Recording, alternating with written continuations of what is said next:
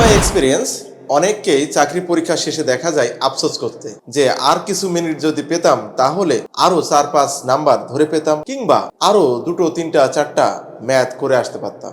আসলে কি তার আফসোসটাই বেটার, না তার প্রস্তুতিতে ঘাটতি ছিল বা রাইট অ্যাপ্রোচে তিনি হাঁটেননি তারই প্রমাণ তিনি করেন?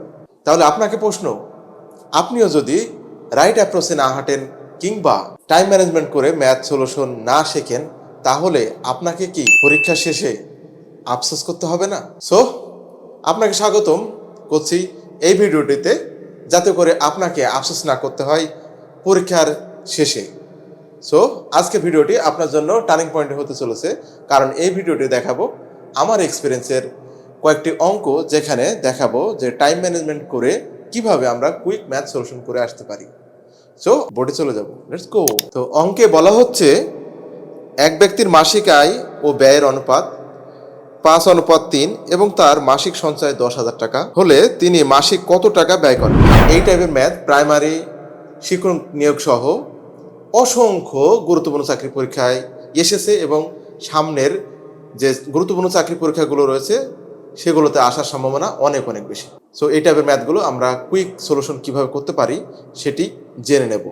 So let's go.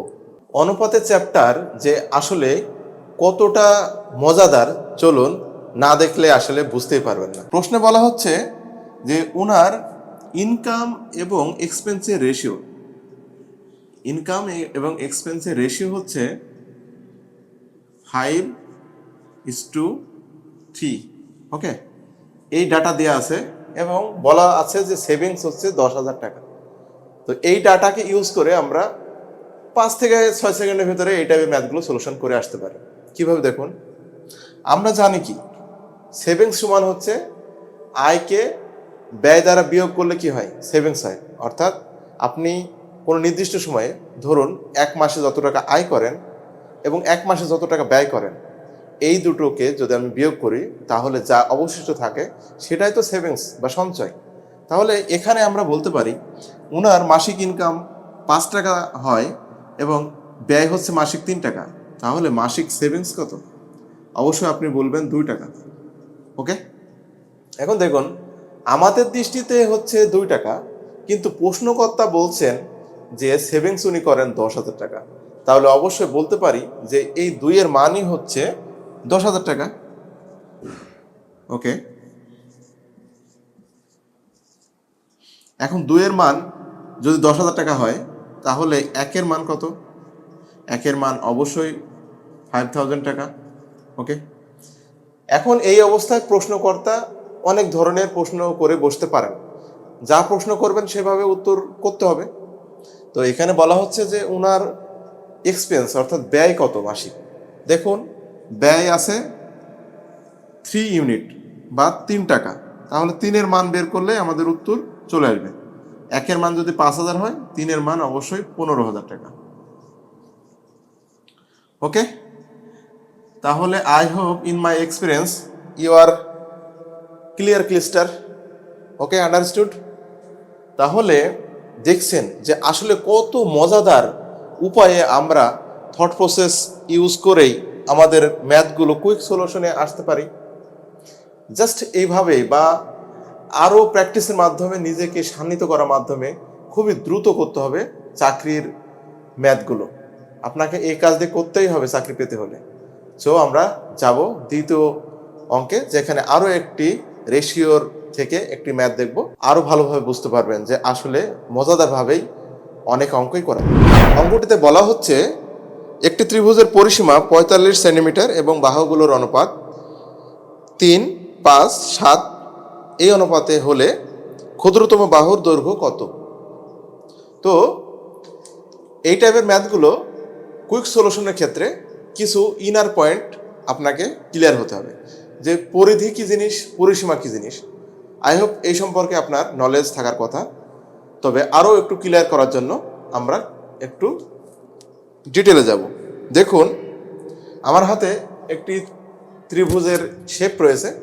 এখন পরিসীমা বলতে আসলে কি বোঝায় দেখুন, যদি আপনার কোনো ত্রিভুজ আকৃতির কোনো একটি শেপ কিংবা জমি বা যা কিছু হোক না কেন, এখন সেই খণ্ডের সীমানা অবধি যদি আপনি শুরু করেন, এখান থেকে এই পয়েন্ট থেকে যদি আপনি যাওয়া শুরু করেন এবং পুরো সীমানা অবধি যদি ঘুরে আসেন, সেখানে যে দূরত্ব অতিক্রম করলেন এই দূরত্বটাই হচ্ছে পরিসীমা। আর বৃত্তের ক্ষেত্রে আমরা ওটাকে পরিধি বলে থাকি। এই হচ্ছে পার্থক্য, আর বিশেষ কোনো পার্থক্য নেই। ওকে, তাহলে আমরা অঙ্কে চলে যাই। ধরুন যে এই একটা ত্রিভুজ এবিসি, একটি ত্রিভুজ যার বাহুগুলো আছে 3, 5 এবং 7 এই অনুপাতে। ওকে, এখন পরিসীমা বলা আছে, অর্থাৎ টোটাল পরিসীমা আছে আপনার 45 সেন্টিমিটার।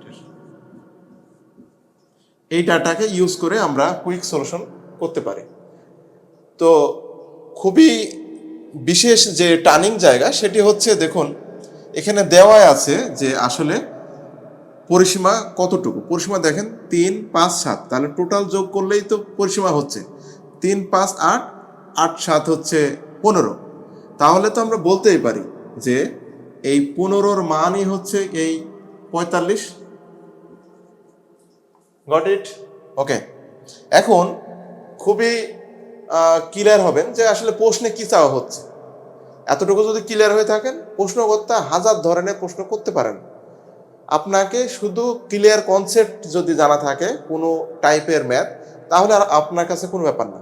এখানে বলা হচ্ছে যে প্রশ্নে যে ক্ষুদ্রতম বাহুর পরিসীমা কত।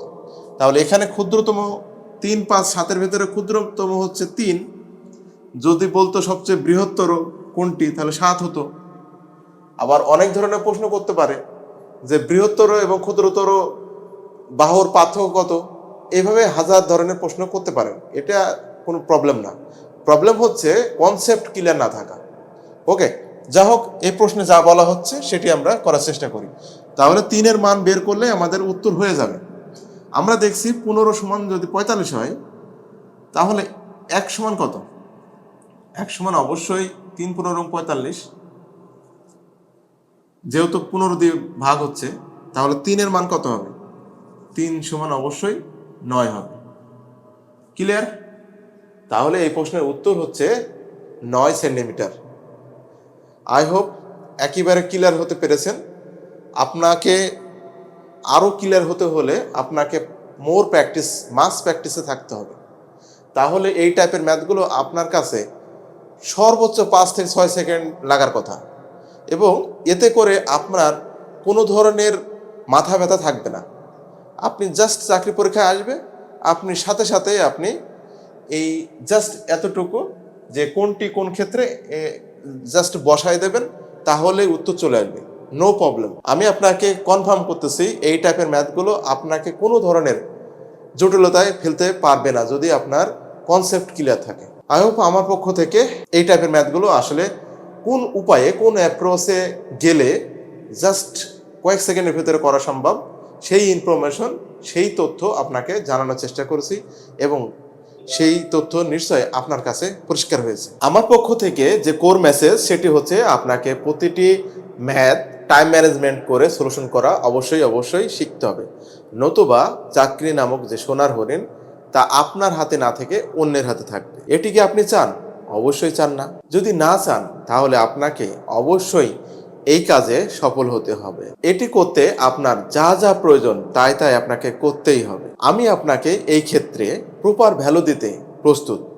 আপনি যদি প্রস্তুত থাকেন, তাহলে সরাসরি আমাদের সাথে যোগাযোগ করতে পারেন। আজকের ভিডিওটি আর বাড়াচ্ছি না। এই ভিডিওটি যদি আপনার কাছে আপনার প্রস্তুতির ক্ষেত্রে কোনো ভূমিকা রাখে, তাহলে আমরা সার্থক। আর এই ভিডিওটি আপনার ফ্রেন্ড সার্কেলকে শেয়ার করতে পারেন সাবস্ক্রাইব। সামনের ভিডিও দেখার অগ্রিম আমন্ত্রণ জানিয়ে আজকের ভিডিওটি শেষ করছি। আজকে ভালো থাকুন, কালকে ভালো থাকুন, সর্বদাই ভালো থাকুন। আপনার প্রস্তুতি ভালো হোক, ভালো চাকরি পান, এই আশা ব্যক্ত করে শেষ করছি। আল্লাহ হাফেজ।